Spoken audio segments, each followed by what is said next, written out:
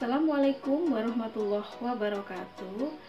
Halo sahabat rumah belajar, saya Dwi Rahayu, guru mapel IPA dari SMP Negeri 2 Bumi Nabung, Kabupaten Lampung Tengah, Provinsi Lampung. Di sini saya akan berbagi pengalaman best practice saya dalam menggunakan portal rumah belajar untuk menunjang pembelajaran selama masa pandemi COVID-19. Sahabat rumah belajar, dalam pembelajaran jarak jauh selama pandemi COVID-19, guru dituntut untuk lebih cerdas, kreatif, dan inovatif dalam menggunakan metode dan model pembelajaran sehingga model pembelajaran yang digunakan sesuai dengan pembelajaran jarak jauh. Kemudian penunjang IT yang digunakan itu ada internet, kemudian ada smartphone atau laptop, kemudian ada aplikasi penunjang. Di dalam pembelajaran jarak jauh ini saya menggunakan pembelajaran model blended learning. Untuk penjelasan tentang blended learning, selamat menyaksikan. Halo sahabat rumah belajar, saya akan menginformasikan tentang blended learning. Blended learning adalah pembelajaran yang mengkombinasikan antara sinkronus tatap muka dan pembelajaran secara asinkronus atau online dengan memanfaatkan berbagai macam media dan teknologi untuk mendukung belajar mandiri dan memberikan pengalaman belajar kepada peserta didik.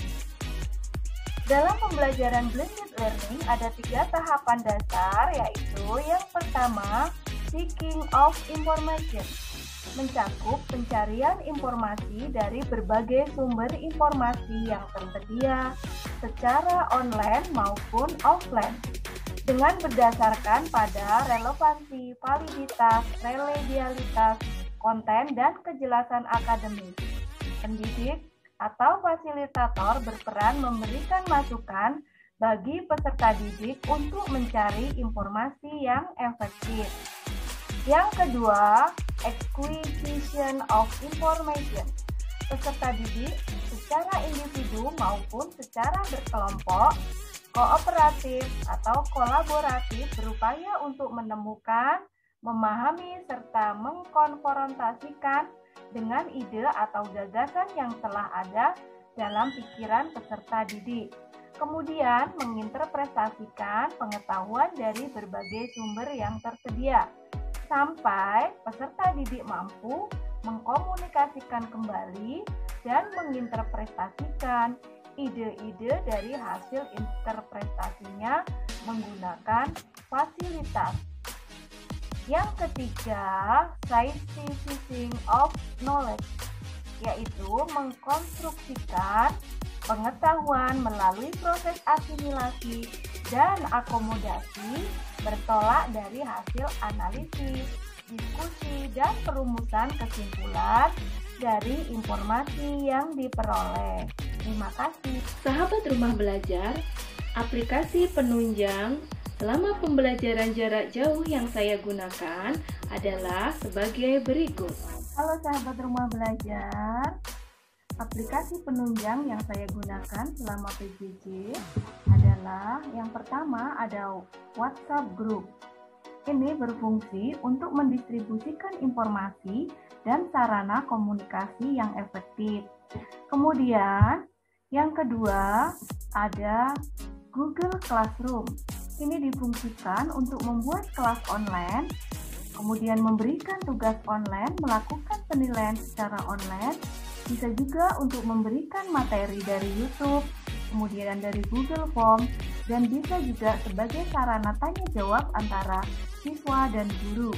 Kemudian ada juga penunjang TIK-nya, ada YouTube. YouTube difungsikan untuk mengunduh video pembelajaran dari kanal pribadi guru dan sebagai sarana mendokumentasikan tugas siswa. Kemudian selanjutnya saya memakai Google Form. Google Form di sini digunakan untuk evaluasi belajar siswa Kemudian juga bisa untuk mengumpulkan data siswa melalui halaman website. Sahabat Rumah Belajar, portal Rumah Belajar dapat diunduh melalui Play Store. Utama yang ada di portal Rumah Belajar itu ada kelas maya, ada bank soal, ada sumber belajar, ada laboratorium maya. Kemudian ada juga sisi edukasi yang dapat diakses di pve.kemdikbud.go.id. Kemudian ada juga radio edukasi yang dapat diakses di radioedukasi.kemdikbud.go.id. Kemudian ada juga mobile edukasi yang dapat diakses di medukasi.kemdikbud.go. Demikian best practice yang dapat saya bagikan, model pembelajaran selama masa pandemi dengan menggunakan blended learning, portal Rumah Belajar, TV edukasi, radio edukasi, mobile edukasi. Melalui portal Rumah Belajar, kita dapat belajar apa saja, di mana saja, kapan saja. Saya akhiri. Wassalamualaikum warahmatullahi wabarakatuh.